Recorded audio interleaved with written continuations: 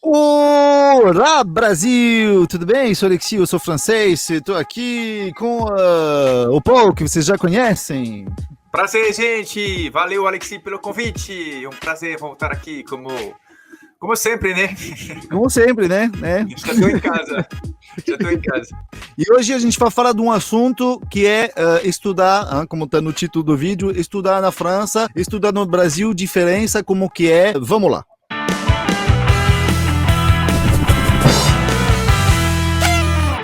Então, é difícil de responder, porque no meu canal, no seu também, Paul, não sei, mas a gente recebe muito, como que é, então, a diferença estudar na França? Pra gente, acho que é um pouco difícil responder. Por quê? Porque eu e o Paul, a gente só estudo na França, a gente nunca estuda no Brasil, então, difícil de ter essa comparação para fazer, né?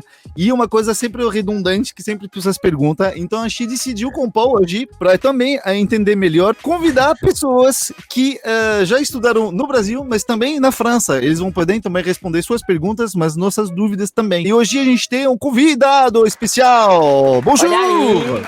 Bom dia, menino. Estamos aí conectados hoje para tirar dúvida do que eu souber responder, né? Então, Max, do canal Max Peterson, que mora em Paris faz um tempinho já, né? Já tem quase 7 anos já. 7 anos, já é um parisiense. Já é mais parisiense que nordestino, certeza. Deus me livre, não, pelo amor de Deus.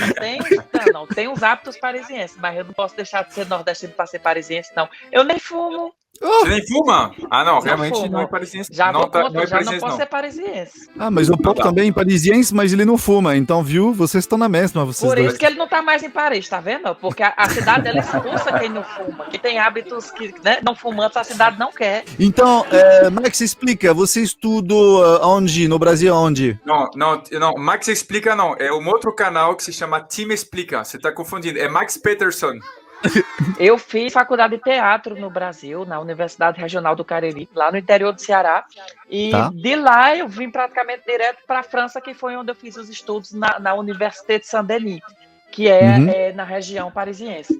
As duas foram no teatro. Eu saí literalmente de um e fui para outro. Quais são as diferenças principais quando você chegou em Paris nos estudos, assim, na faculdade, no jeito de como rolava as coisas? Os primeiros, que são os clássicos, mas que devem ser remarcados, é o básico, né? Que é tipo assim, a língua, que já não é a mesma. Então, por exemplo, se você for como eu, que eu cheguei e mesmo tendo só o básico do francês, fui aprendendo, no começo era muito entediante ficar assistindo às aulas, porque tem hora que meu cérebro não conseguia entender bem o que a professora estava falando, principalmente quando ela vai falando termos mais específicos, porque a gente sabe que no francês tem o francês do dia a dia e tem o francês da linguagem coloquial, lá, que colonial, sei lá, o que a gente não entende nada. E aí foi muito complicado nesse, vou dizer, no primeiro ano, para se adaptar e realmente conseguir interagir na aula, ler um texto em aula, falar na aula, depois ver os horários, porque aqui na França é algo que eu me adapto. Eu acho que só quem morou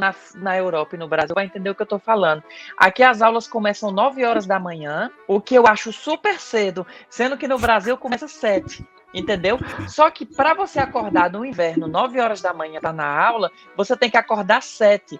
E o sol só vai nascer quase 10. Então, quando você faz esse trajeto, você faz à noite. Então, é um negócio muito estranho e é difícil se adaptar a esses horários. E que a faculdade, aqui, comparado ao Brasil, aqui são 3 horas de cada aula, no mínimo. Vamos supor, eu vou estudar filosofia. A aula vai das 9 a meio-dia. Aí, às vezes, tem pelo menos na minha faculdade, tem uma pausa de 5 minutos e você já pula para outra aula que vai do meio-dia às 14 horas, sabe? Ou às 15 horas.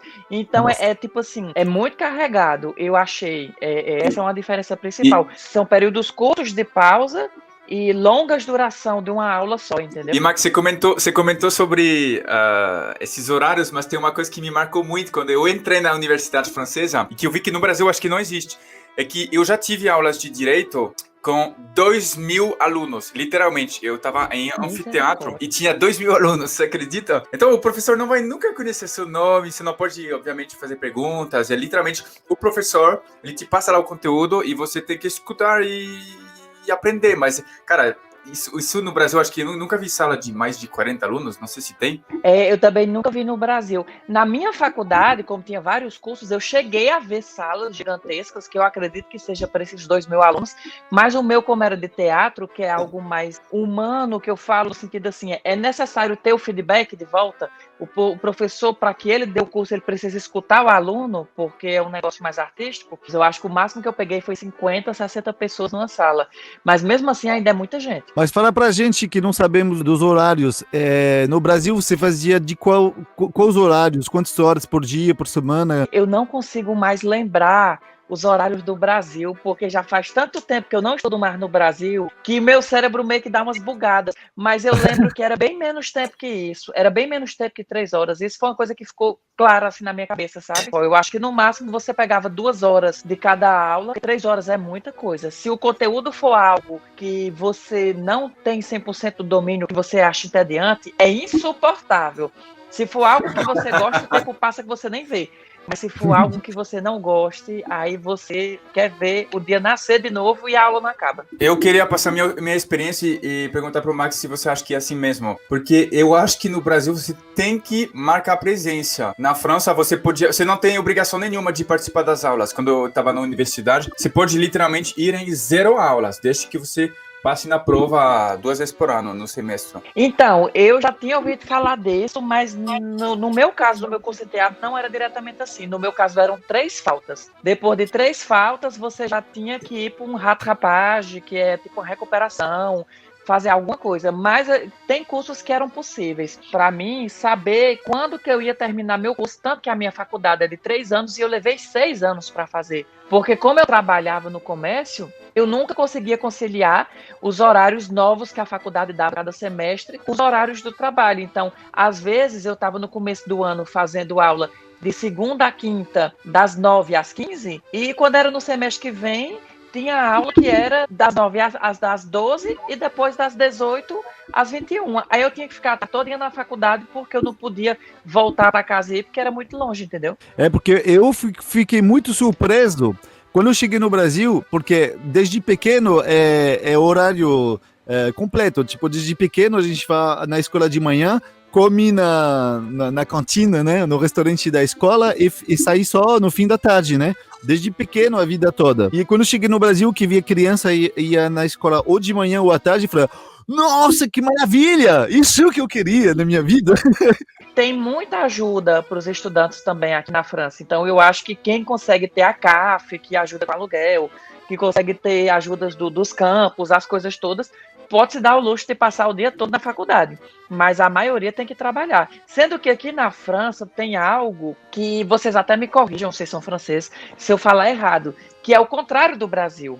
Enquanto no Brasil a gente valoriza muito mais a faculdade e valoriza, entre aspas, menos. Se a gente colocar numa balança a faculdade e o curso técnico tem menos valor que a faculdade. Na França é o contrário. Na França, a faculdade, às vezes, ela tem menos valor do que uma escola, que as escolas privadas que a gente chama, por exemplo, no teatro, porque a minha faculdade é de teatro. O mais disputado aqui não eram as vagas na faculdade de teatro, e sim na École do Teatro, que era paga e que era uma fortuna enorme, mas o diploma era muito mais valorizado. Quanto custa o custo anual da faculdade? Na minha época, custava 400 euros o ano, uma média. E já vinha com o seguro de saúde incluso. Nossa, então, é barato então? Era barato porque era tipo assim, na época tava R$2.000, mais ou menos. E era tipo R$2.000 por ano, o curso inteiro, com todas as vantagens do status de estudante, da carteira de estudante, e o plano de saúde estudante, né, que vinha aqui, que era da CMREP, que vinha, nem existe mais. E aí, hoje, se eu não me engano, pode chegar de 2 a 3 mil euros o ano. Deu uma aumentada bacana para quem é estrangeiro, não para quem é residente em União Europeia. Alguns países fora da União Europeia que não pagam esse valor agora. No Brasil eu não pagava nada. A minha faculdade era pública, eu não paguei 1 centavo. Tem material que não tem no Brasil, que você fez na França? Como assim material? Material. Eu acho que é material. matéria? Muita coisa, porque, por exemplo, depende muito. Tem muita coisa que por exemplo, no curso do teatro, muita coisa muda, por exemplo. Aqui é muito mais focado no teatro nacional francês, enquanto no Brasil a gente também tem um foco maior para o teatro nacional brasileiro, entendeu? Que é da mesma forma de um curso de direito, por exemplo, que se você for ver, as bases são as mesmas, só que as leis são outras, então você estuda uma outra coisa. No básico é a mesma coisa. Por exemplo, eu tinha uma matéria que era sobre as políticas públicas dos teatros franceses. Eu acho que eu jamais fosse estudar isso no Brasil, entendeu? É verdade. Eu notei que a faculdade, não há vestibular na França para chegar na faculdade. Então, é o BAC, né, que vocês fazem e entram na faculdade. Então, eu vi muita gente, que a maioria tem 17, 18 anos, que entrou porque não tinha outra coisa para fazer da vida. E aí disse, eu vou tentar a faculdade, vai ser cool, e vai ser bacana, e vou lá. E aí você acaba tendo um curso que o primeiro ano é muito complicado, porque tem muita gente que não está nem aí para o curso. Então o pessoal fica rindo, fica conversando, não leva o curso a sério. Então, no começo é uma coisa muito infantil. Eu senti isso. Enquanto no Brasil, como tem o vestibular, você disputou pelaquele lugar, tu tá entendendo? Então, tipo assim, eu fiz uma espécie de concurso, foi uma corrida, eu cheguei ali e eu preciso valorizar porque foi difícil para chegar. Então, mesmo tendo toda a dispersão também nos primeiros semestres no Brasil, eu noto que o estudante chega mais interessado, porque ele meio que foi uma conquista, entendeu? E não veio de mão beijada. Mas existe concurso para algumas faculdades que eu saiba, de médico, enfermeiras, informáticas, eles pegam em concurso antes de entrar, mas geralmente na França, Paul, eles veem como que você estudou todos os últimos anos e eles recebem, eles veem se você é um aluno bom ou não, se você vai entrar ou não. Basicamente é assim que eles a seleção olharam é feita. Isso do meu histórico brasileiro. Eu tive que traduzir tudo que eu tinha desde o ensino médio, os pontos que eu tirei no Enem, eu tive que traduzir tudo que eu tinha que mostrasse algum tipo de avaliação, e foi assim que eles aceitaram o meu dossiê. Então você é um bom aluno.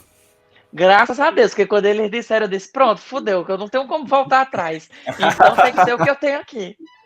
Agora a gente quer ver o fruto disso, porque você atua num filme, né? Que vai sair no Brasil, não? Vai sair no Brasil. Acho que de 2021 para 2022. Ah, tá bom. A gente vai querer assistir, então, depois, para ver se esses estudos deram frutos.